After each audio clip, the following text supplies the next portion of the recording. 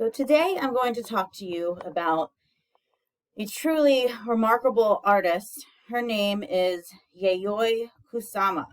She was born in 1929 and she is 91 years old. She is still alive and she lives in New York City and she is still making art. She has been acknowledged as one of the most important living artists to come out of Japan. She is an extraordinary artist and one of the most extraordinary artists. Her art has been seen all over the world.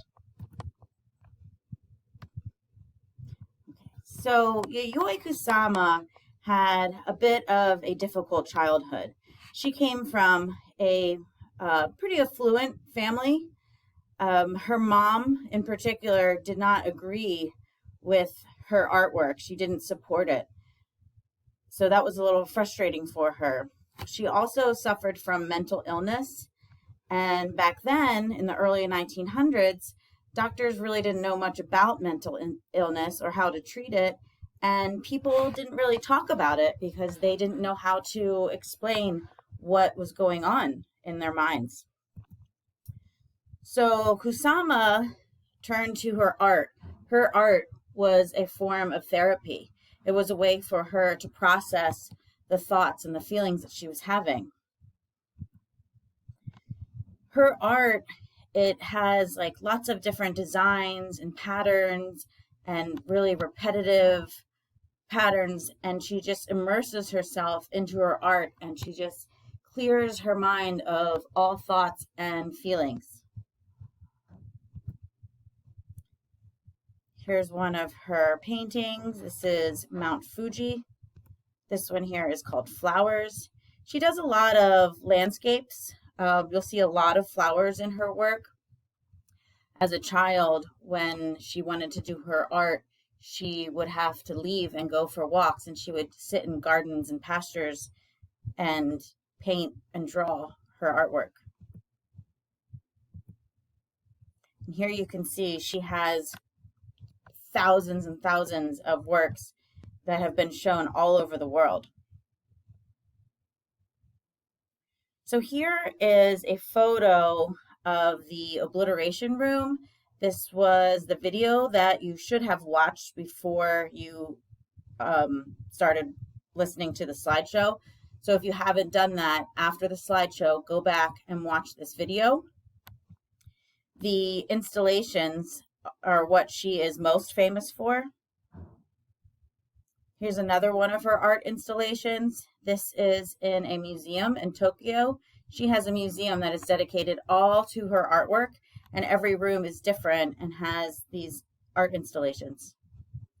Here's another one from the museum in Tokyo. Here's an exhibit. It's called Infinity Mirrors. This is a traveling exhibit. It goes to galleries and museums all over the world. So if you were to go to this exhibit and you were to enter one of these rooms, this room in particular, these balls that you see lit up with the dots on it, there would probably only be like 15 or 20 of these balls in the room.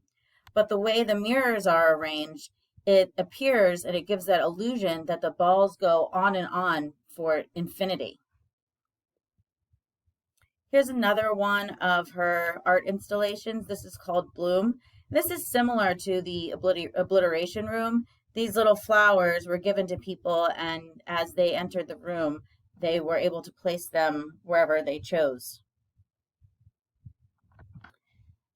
And here is another one of her infinity mirror rooms.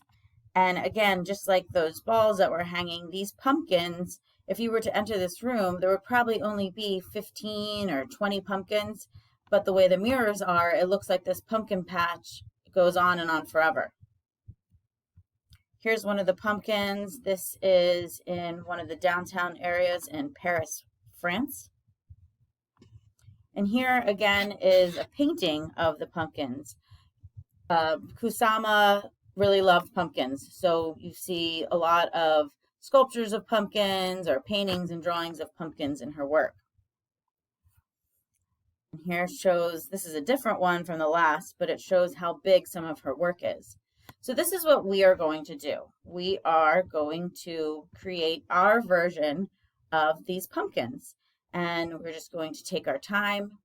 We can choose a pattern. You can make up a pattern on your own, or you can go back through and look at her different works, and you could mimic one of her patterns, whatever you like. But we're just going to immerse ourselves into our art and clear our mind of all thoughts and feelings and have fun.